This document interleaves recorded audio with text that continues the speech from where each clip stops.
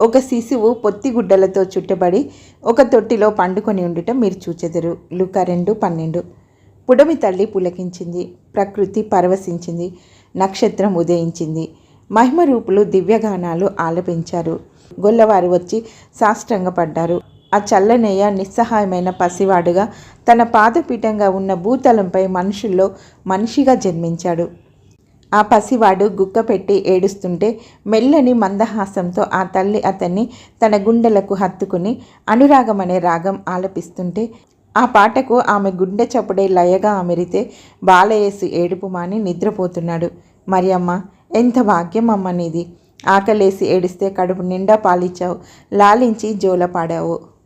లాలీ జో లాలీ లాలీ జో లాలీ, లాలని పాట పాడి జోలపాడేద ఈ పూట. చిన్నారి ఏసయ్య చల్లగా నిద్రపోయ్యా, పుట్టినది పశువుల పాక, సత్రాన నీకు చోటు లేక. పరలోక దూతలు పాడారు పాటలు, పరవశమై నీకు పసివాడా లాలీ జో లాలీ. ఇమ్మానుయేలు నీ పేరు, ఇలా మనకు దేవుడు తోడు. ఇహమందు వెలిసింది దేవుని వాక్యం, దీనులకు ఇలా శాంతి సమాధానం. లాలీ జో లాలీ. లేత ఎండలో మరియ తన అంగి మోకాళ్ళ పైదాకా మడిచి కాళ్ళు చాపి బాలయేసును బోర్లా తన కాళ్లపై పడుకోబెట్టుకుని గోరువెచ్చటి నీటితో స్నానం చేయిస్తుంది.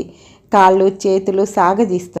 మెత్తటి గుడ్డతో ఒళ్ళు శుభ్రంగా తుడిచి తలకు సాంబ్రాణి వేసి ఆరబెడుతుంది. అనాది వాక్యమాయే నరరూపు నమస్కరింపరండి ఉత్సాహముతో.